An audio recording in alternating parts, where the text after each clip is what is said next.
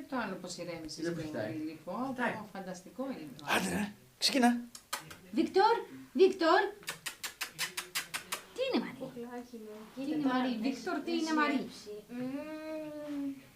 Τι όμορφο. Κάτσε Εδώ ρε. δεν θέλει αγκαλιές και χάδια, αλλά κουλουριάζεται κάποτε δεν θέλει να. Δεν θα την ενοχλούν πολύ. Ναι.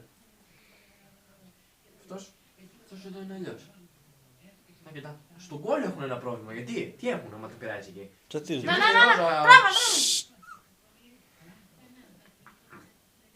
Κοίτα, όπα.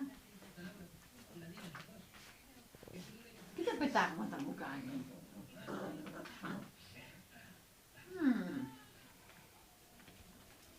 Τι θα κάνει πάει να χαλώσει.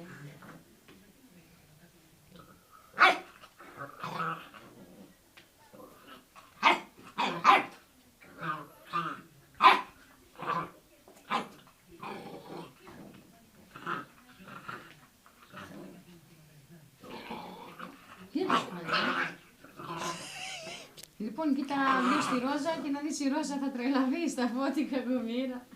Σου λέει πάει το αφεντικό με μένα. Με ξέχασε.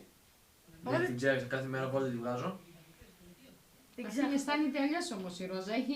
Και δεν ακούγεται η Ρόζα τώρα, δεν γαυγίζει. Ξέρεις, στεναχωρήθηκε. Ναι, γι' αυτό στεναχωριέται με αυτό.